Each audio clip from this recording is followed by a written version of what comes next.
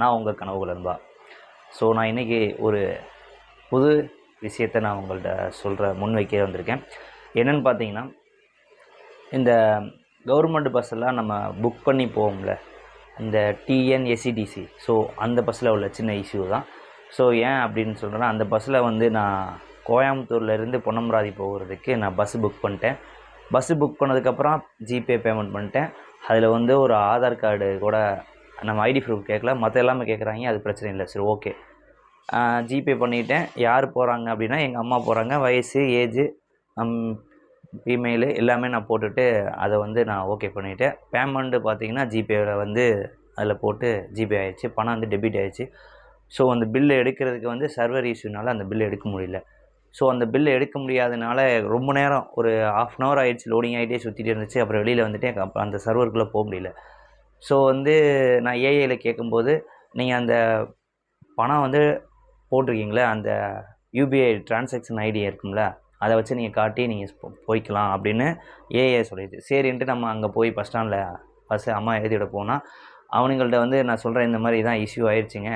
அதுவும் இல்லாமல் இன்னொரு விஷயம் என்னென்னா, நான் வந்து அந்த கஸ்டமர் கேர்காரங்களுக்கு ஃபோன் பண்ணிவிட்டு இந்த மாதிரி சர்வர் இஷ்யூ ஆகிடுச்சிங்க அப்படின்னு சொன்னால், அவன் வந்து உங்கள் ஃபோன் நம்பர் கொடுங்க, உங்கள் இமெயில் கொடுங்க அப்படின்னு சொல்லியிருக்கான். சரின்ட்டு நான் இமெயில் கொடுத்தேன், ஃபோன் நம்பர் கொடுத்தேன், அதில் வரலன்ட்டானுங்க. இமெயில் கொடுத்தேன், அதில் வந்து என்ன சொல்லிட்டானுங்கன்னா, உங்கள் வந்து நம்பர் வந்து நீங்கள் தப்பாக கொடுத்துட்டீங்க, 95க்கு பதிலாக 91 கொடுத்துட்டீங்க அப்படின்னு சொல்லிட்டான்.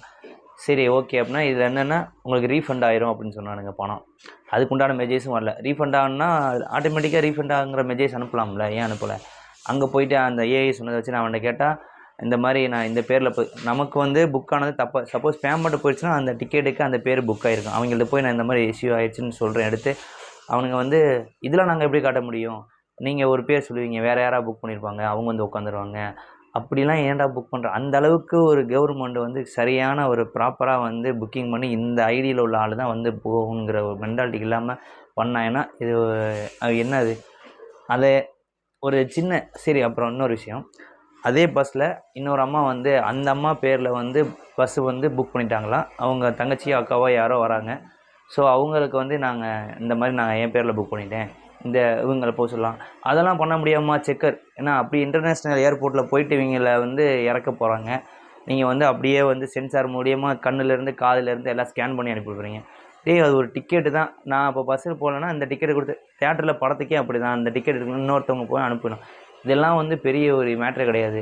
அதாவது சாதாரண மக்கள், பொதுமக்களுக்கு வந்து சின்ன சின்ன விஷயத்தெல்லாம் அவங்களுக்கு வந்து பெருசாலாம் அவங்கள வந்து நீங்கள் வந்து ஒரு அக்யூரேசியாக ஒரு 100% அவங்கள கொண்டு போக முடியாது.